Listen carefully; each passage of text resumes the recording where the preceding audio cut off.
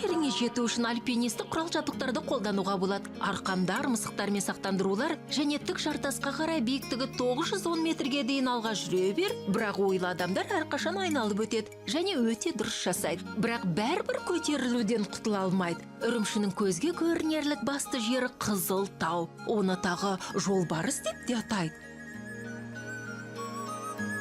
Егер ұзақ көтерілгің келмесе, бірден 10 юань төлеп, осы Қызылтаудың шыңына көзді ашып жұмғанша жете аласыз.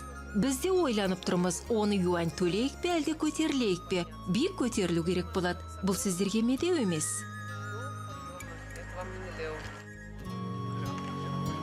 Қызыл дегені коммунистік дәстүрлерге көрсетілген құрмет емес. Осы жердегі тау шынысы негізінен құмтастар қызыл түсті. Сонымен бірге бұл жердің өзінің аңысы бар.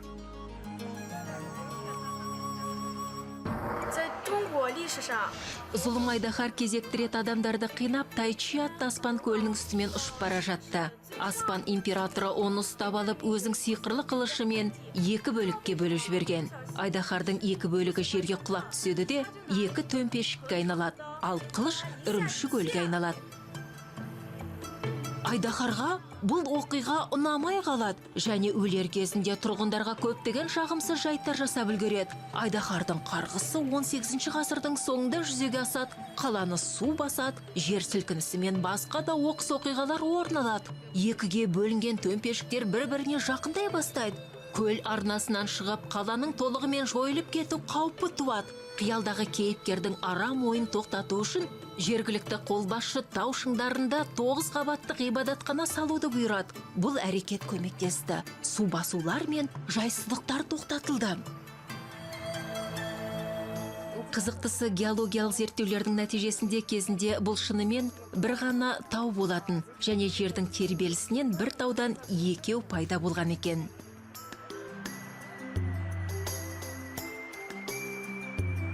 Айдаһарды бағындыру атауы бар ғибадатхана бұзылып, артынша жаңадан құрастырылады.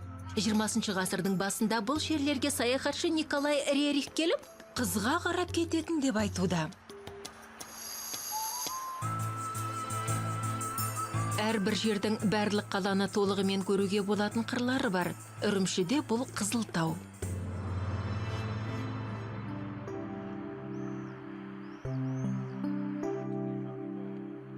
Қазір бұл туристердің қажылық ететін және жас жұбайлардың келетін орны. Соңғылары дуалдарға бірінен соң бір тізбектелген құлыптарды іледі, кілттерді құрдымға тастайды, осылайша бір-біріне мәңгі сезімдерін дәлелдейді.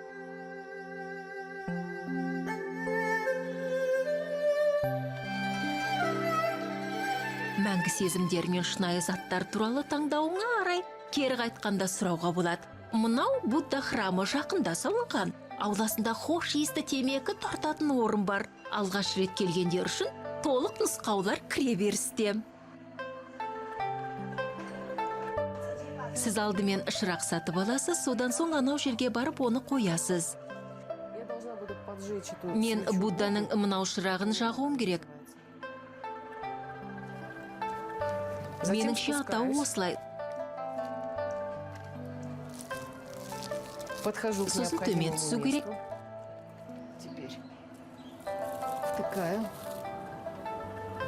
Ең бастысы, өзіңнің ең сырлы құпияңды жасырасың.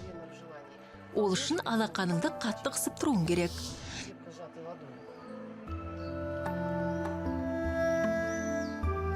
Жаныңда үлкен қоңырау, стендте жазу.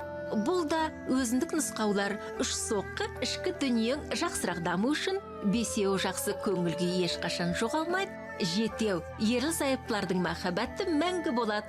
9 соққы барлық үйде бейбітшілік орнайды.